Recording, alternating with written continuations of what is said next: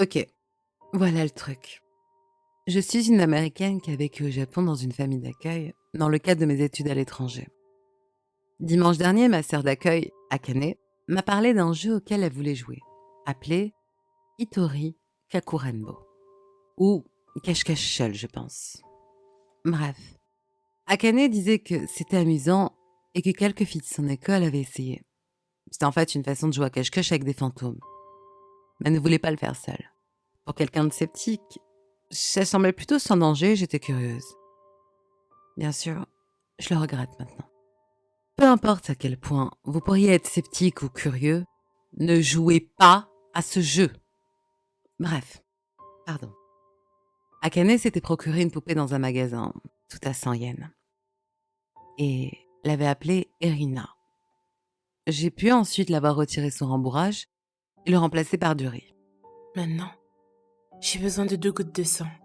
Une de moi et une de toi. M'a-t-elle murmuré, en essayant de se rappeler des règles que son amie lui avait dictées. Elle a piqué son doigt, et j'ai fait de même avec le mien. Puis, on a frotté notre sang contre le riz. Elle a ensuite cousu la poupée avec un fil rouge, puis a enroulé le restant du fil autour de la poupée. Pourquoi tu fais ça ?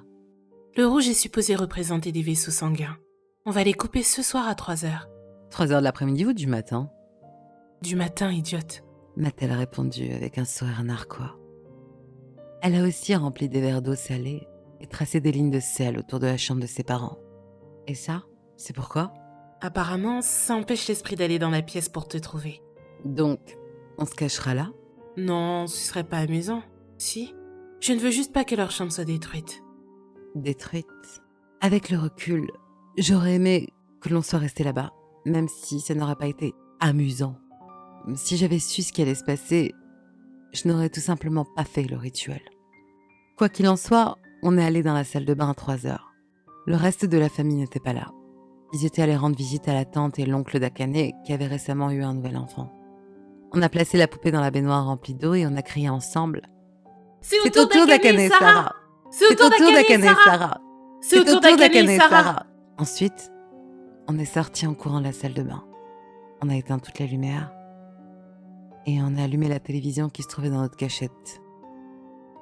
Et on l'a mis sur de la neige. Akane a saisi un couteau et a laissé l'eau salée sur la table. On est retourné dans la salle de bain et évidemment, la poupée se trouvait là, dans la baignoire. Nous sourions sereinement au fond de celle-ci. « Erina, Akane et Sarah t'ont trouvé !» On l'a tirée d'un coup sec.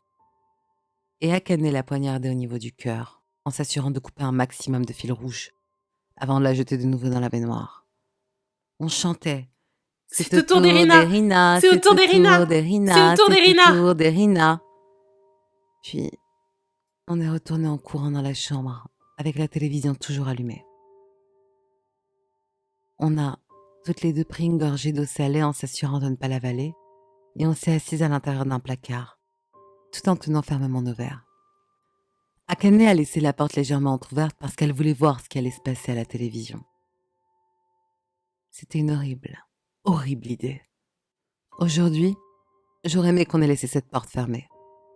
Pendant les 5 premières minutes, on a juste attendu. Rien ne se produisait et je me sentais soulagée. Puis, j'ai entendu que le bruit de la télévision commençait à changer, sans qu'aucune de nous ne touche à la télécommande. La télévision a commencé à changer de chaîne assez rapidement, pour que des phrases commencent à se former avec les mots des différentes chaînes. Je vais vous trouver. J'ai reculé dans le placard, terrifiée. L'air semblait devenir plus froid. L'œil d'Akane, silencieuse, restait appuyé contre l'ouverture du placard. Je pouvais entendre des bruits de pas et d'autres bruits sourds. Où êtes-vous? Les bruits de pas se sont arrêtés en face du placard. Êtes-vous là-dedans? Et puis, j'ai entendu les mots les plus effrayants d'entre tous. Je vous ai trouvé! Akane a crié et est tombé au sol. Le couteau de cuisine qu'on avait utilisé pour poignarder la poupée saillait de son œil. Celui avec lequel elle regardait depuis l'ouverture de la porte du placard. Elle m'a dit qu'elle avait bu l'eau par accident.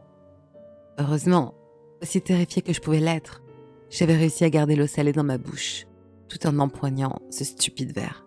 J'ai attendu jusqu'à ce que le bruit de la télévision revienne à la normale. Akane pleurait silencieusement, le couteau toujours dans son œil, mais elle a gémi.